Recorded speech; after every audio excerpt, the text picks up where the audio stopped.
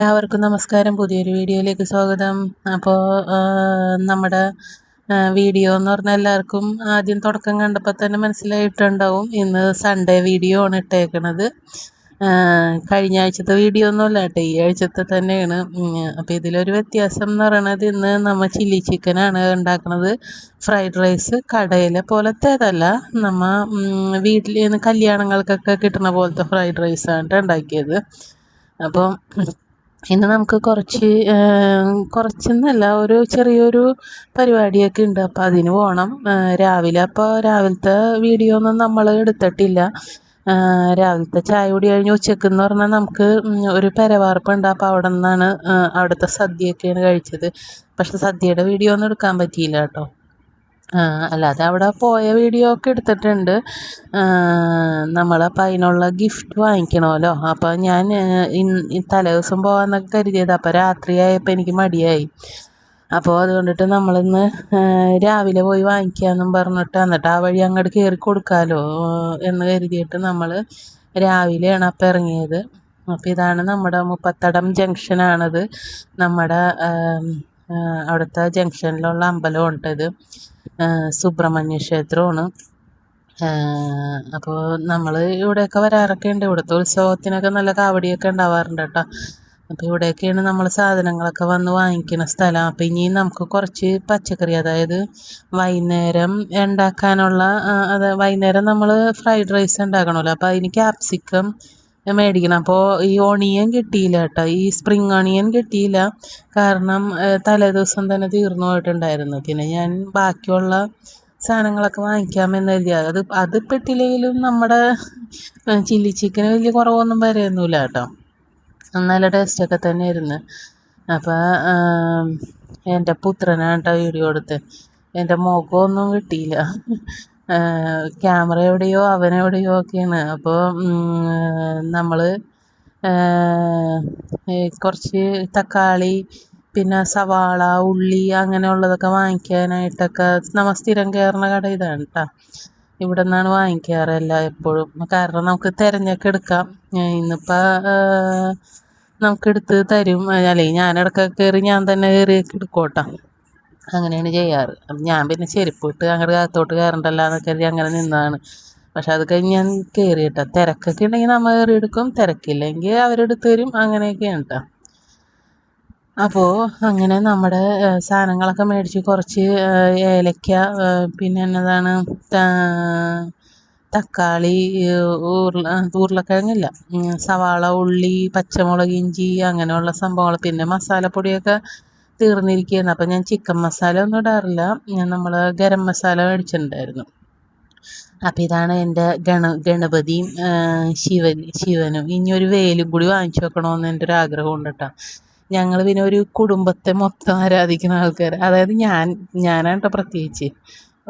അതായത് ശിവൻ, പാർവതി, അങ്ങനെ മക്കൾ, എനിക്ക് ഭയങ്കര ഇഷ്ടമാണ് ആ ഫാമിലി.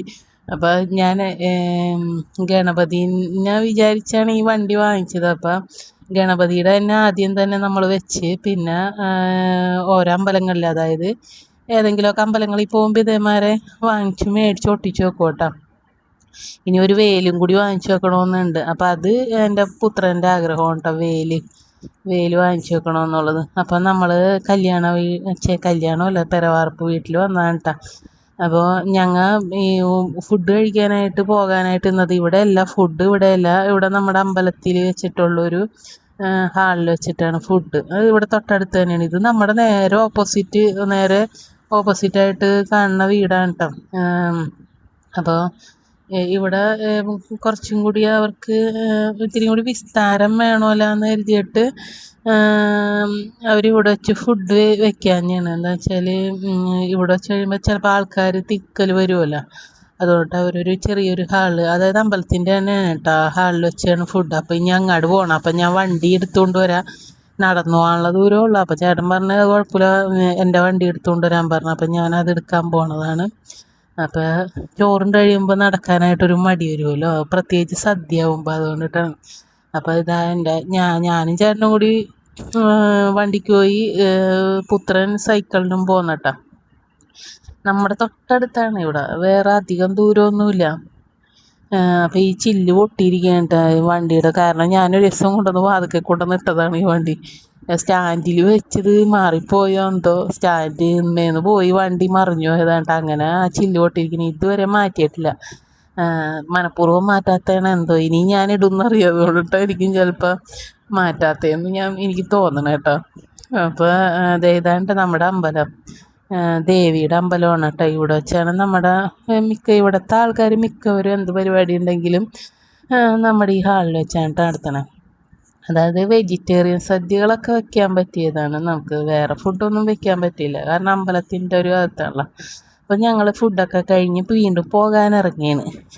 അപ്പോൾ പുത്രൻ സൈക്കിളൊക്കെ എടുത്ത് റെഡിയായി. അപ്പം ഇനി ഞങ്ങൾ പോകാന്ന് വെച്ചാൽ, ഒന്നാമത്തെ സദ്യ കഴിയുമ്പോൾ നമുക്ക് നടക്കാനായിട്ട് അങ്ങോട്ട് ഒരു ആയാസം കിട്ടില്ല. അപ്പോൾ അതുകൊണ്ടിട്ടാണ്. അല്ലെങ്കിൽ നടന്നു പോയാൽ മതി, പതുക്കെ പതുക്കെ നടന്നു പോയാൽ മതി. അപ്പോൾ വലിയ തിരക്കൊന്നും ഉണ്ടായിരുന്നില്ല കേട്ടോ, ഒട്ടും തിരക്കുണ്ടായിരുന്നില്ല. എന്ന് വെച്ചാൽ അവിടെ കുറച്ച് പേര് ആ വീട്ടിലായതുകൊണ്ടിട്ട് വീട് കാണാൻ നിൽക്കണ്. അപ്പോൾ അത് കഴിഞ്ഞിട്ട് വീട് കണ്ടു കഴിഞ്ഞിട്ട് ഓരോരുത്തർ വന്നേ ഉള്ളൂ.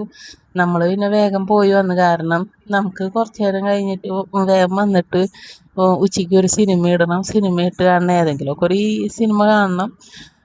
അത് കഴിഞ്ഞിട്ട് പോയി നമുക്ക് ചിക്കനൊക്കെ മേടിച്ചിട്ട് ഇതേമാതിരി ഒരു 7-8 മണിക്കുള്ളിൽ നമുക്കെല്ലാം റെഡിയാക്കണം.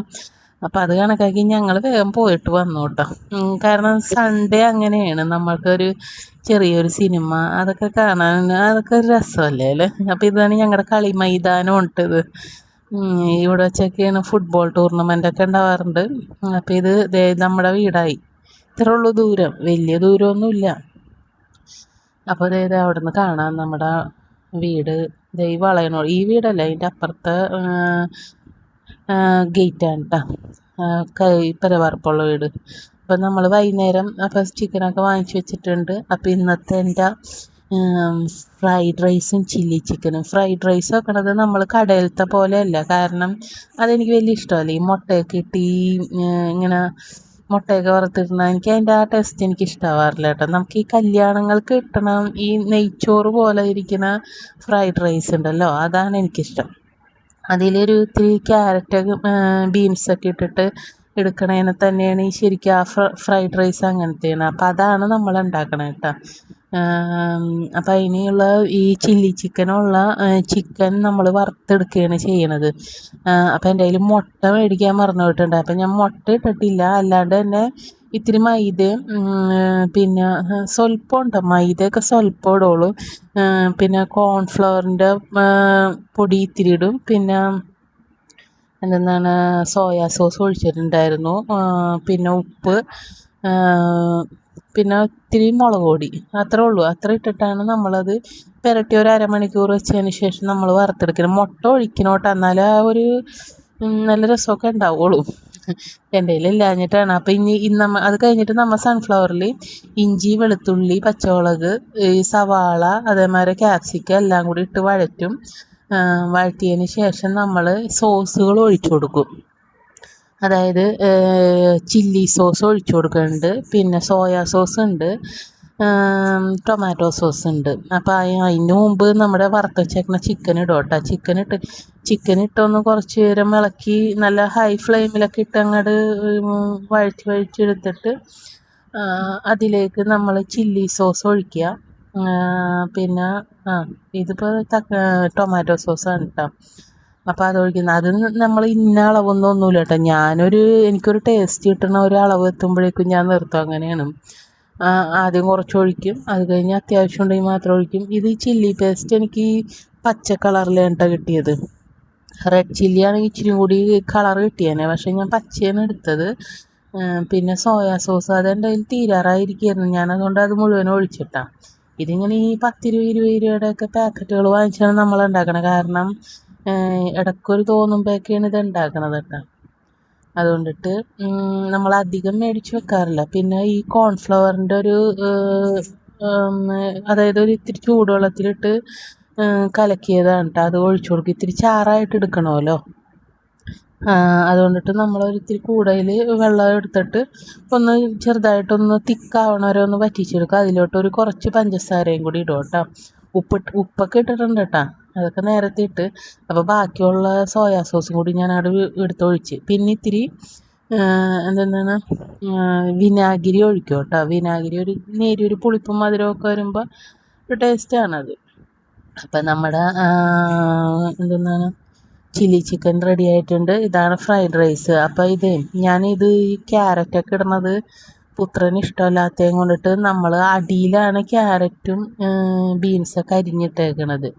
അതായത് ഈ ദം വെക്കണ പോലെ വെക്കുമല്ലോ. അപ്പോൾ അതിന് ആ സമയത്ത് നമ്മൾ ക്യാരറ്റും ബീൻസൊക്കെ അടിയിലിട്ടിട്ടുണ്ട്.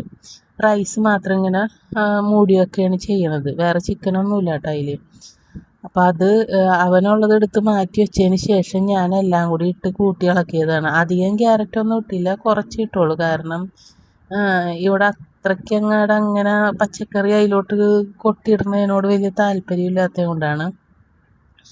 അപ്പം അങ്ങനെ അതൊക്കെ കഴിഞ്ഞ് നമ്മുടെ എല്ലാം റെഡി ആയിട്ടുണ്ട് കേട്ടോ. നല്ല ടേസ്റ്റായിരുന്നു കേട്ടോ, കുഴപ്പമൊന്നും ഉണ്ടായിരുന്നില്ല.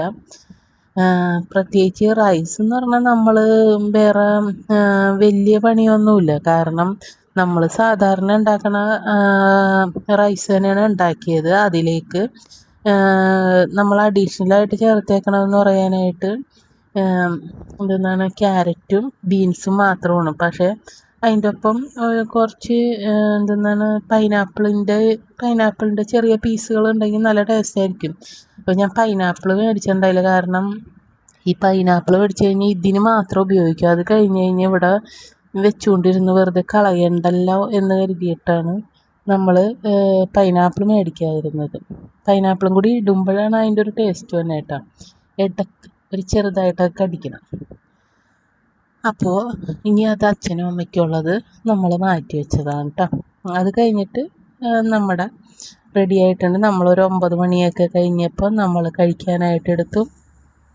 അപ്പം അതിൽ ഈ ഇല കിടപ്പുണ്ടായിരുന്നു കേട്ടോ. ഞാനതൊന്നും എടുത്ത് കളയില്ല. കാരണം ആ ഒരു ഫ്ലേവറൊക്കെ കിട്ടണമെങ്കിൽ അതൊക്കെ അവിടെ കിടന്നോട്ടെ എന്ന് കരുതി. അപ്പോൾ തിന്നുമ്പോൾ മാത്രം എടുത്ത് കളയുള്ളൂ.